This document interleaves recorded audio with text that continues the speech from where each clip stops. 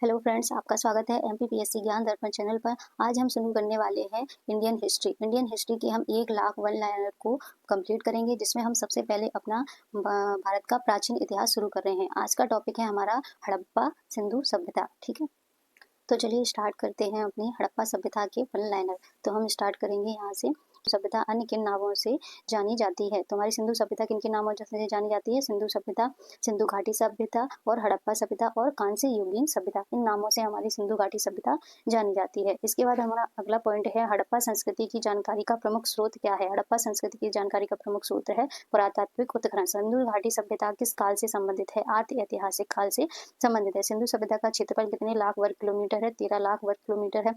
Radio carbon C14 द्वारा विश्लेषित सिंधु सभ्यता की सर्वाधिक मान्य तिथि क्या है? 2300 ईसा पूर्व से 1700 ईसा पूर्व। इसके बाद हम देखेंगे विभिन्न स्थलों से प्राप्त असंशोधित रेडियो कार्बन 14 के आधार पर हड़प्पा संस्कृति, मतलब अलग अलग आधार पर हड़प्पा संस्कृति की कितने कहाँ से कहाँ तक माना गया है। तो आरंभिक हड़प्पा सभ्यता को माना गया है 3200 से 2600 ईसा पूर्व तक। नगरीय हड़प्पा सभ्यता को माना गया है 2600 से 1900 ईसा पूर्व तक। उत्तर हड़प्पा सभ्यता को माना गया है 1900 से 1300 ईसा पूर्व तक। इसके बाद है हमारा हड़प्पा सभ्यता की आकृति कैसी है? तो कैसी है हमारी हड़प्पा सभ्यता की आकृति? त्रिभुजाकार है। हड़प्पा संस्कृति मानी जाती है कांस्य युगीन और आद्य ऐतिहासिक मानी जाती है। इसके बाद हमारे हड़प्पा सभ्यता को 4 वर्गों में बांट दिया गया है। कौन कौन से? पूर्व, पश्चिम, उत्तर और दक्षिण। तो इनमें इसका विस्तार कैसे कैसे हम पढ़ेंगे। पूर्व में इसका विस्तार कहाँ है? आलमगीर मेरठ में, जो उत्तर प्रदेश में पड़ता है। पश्चिम में कहाँ है? सुतकांडेडो, जो मकरान तट पर है। इसके बाद हम देखेंगे उत्तर में कहाँ है? मांडा, जम्मू कश्मीर में हमें इसकी विस्तार देखने को मिलता है। और दक्षिण में देखेंगे तो दैमाबाद, जो कहाँ है? महाराष्ट्र में है। यहाँ हमें सिंधु घाटी सभ्यता का विस्तार देखने को मिलता है। इसके बाद हम देखेंगे कि सैंधव स्थल खोज एवं नगर नियोजन, मतलब कि कहाँ कहाँ से कितनी कितनी खोज की गई है। तो हमारी सबसे पहले हड़प्पा सभ्यता की खोज किस वर्ष की गई थी? 1921 में की गई थी। मोहनजोदड़ो एवं हड़प्पा की पुरातात्विक खुदाई प्रारंभ की थी। किसने की थी? सर जॉन मार्शल ने हड़प्पा और मोहनजोदड़ो की खुदाई को प्रारंभ किया था। क्या है? इंपोर्टेंट है। भारतीय सिंधु सभ्यता को खोज निकालने के में किन भारतीय पुरातत्वों का विशेष योगदान है? कौन कौन से हैं? राखालदास बनर्जी और दयाराम साहनी। ये कौन थे? भारतीय पुरातात्विक विद्वान थे, जिनका किसमें योगदान है?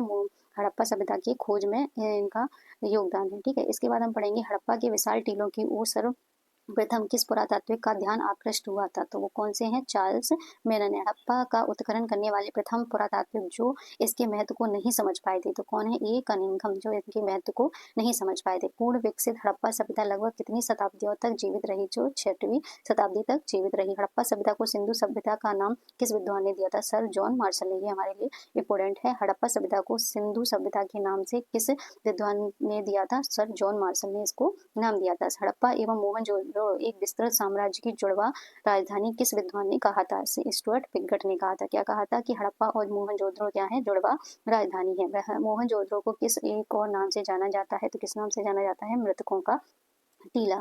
इसके बाद है मोहनजोदड़ो को के किले व शहर सबसे चौड़ी सड़कें थीं। कितने? 7 व 11 मीटर की चौड़ी सड़कें थी। सिंधु सभ्यता की प्रकृति कैसी थी? नगरीय सभ्यता थी। सिंधु घाटी सभ्यता हड़प्पा सभ्यता क्यों कहा जाता है?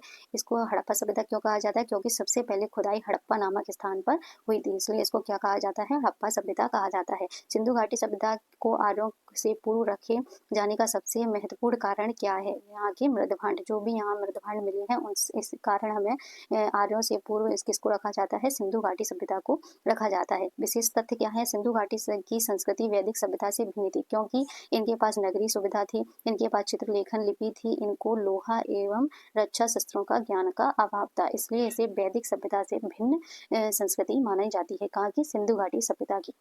इसके बाद हम देखेंगे कि सिंधु घाटी सभ्यता के किस स्थल को पत्तन नगर के नाम से भी जाना जाता है? जहाँ पर क्या थे? बंदरगाह था। तो कहाँ है ये? लोथल। लोथल को किस नाम से जाना जाता है? लोथल को जाना जाता है पत्तन नगर से जाना जाता है। दधीरी एक परवर्ती हड़प्पा पुरा स्थल है, जो कहाँ पर है? पंजाब में है। हड़प्पा सभ्यता का सबसे बड़ा पुरा स्थल कौन सा है? राखी गढ़ी, जो कहाँ है? हरियाणा में है। ये हमारा इंपोर्टेंट है। हड़प्पा सभ्यता के स्थलों का सर्वाधिक संकेंद्रण किस नदियों के किनारे प्राप्त हुआ है? तो घग्गर एवं घाघरा नदियों के किनारे प्राप्त हुआ है। इसके साथ ही हमारे हड़प्पा सभ्यता का वन लाइनर का एक पेज कंप्लीट हो गया। इसी तरह हम रोजाना एक एक पेज कंप्लीट करते जाएंगे। आपको यदि ये सीरीज पसंद आए तो प्लीज़ लाइक करें, शेयर करें, सब्सक्राइब करें। Thank you.